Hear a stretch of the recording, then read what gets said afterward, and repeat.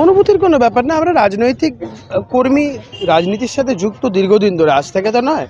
প্রথম হয়তো নির্বাচন লড়ছি, কিন্তু এর আগে তো নির্বাচন লড়ানোর অভিজ্ঞতাও আছে। 2024 সালে বিধানসভার বাই ইলেকশনে সজল ঘোষের চিফ ইলেকশন এজেন্ট হিসেবে কাজ করেছি। এর আগে দল যেভাবে দায়িত্ব দিয়েছে কাজ করেছি। ব্যক্তিগতভাবে প্রার্থী হয়েছি, নিজে প্রার্থী, এইটাই একটা আলাদা, আর কিছুই না। দেখুন, টেনশনের কোনো ব্যাপার না। মানে আমরা তো এমন নয় যে সিনেমার জগৎ থেকে এসে রাজনীতি করতে এসেছি হঠাৎ করে। তো আমরা তো রাজনৈতিক এলিমেন্টই, পলিটিক্যাল এলিমেন্ট। তো সেই জন্য আমাদের কাছে আলাদা করে কোনো অনুভূতি এই বিষয়টাই নেই।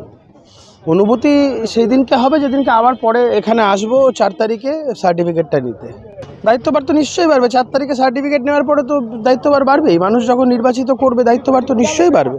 এবং আমি 100% আশাবাদী, আমি আজকে যেমন এলাম, আবার 4 তারিখে ঠিক একইভাবে এখান থেকে সার্টিফিকেট নিতে আসবো। এটাই তো ইঙ্গিত দিচ্ছে, আপনারা স্পষ্ট বুঝে নিন। দেওয়াল লেখন স্পষ্ট, যদি কেউ না পড়তে পারে তার চোখের সমস্যা আছে। দেওয়াল লেখন স্পষ্ট, যে দেখতে পাচ্ছে না, যে পড়তে পারছে না, তার চোখের সমস্যা আছে।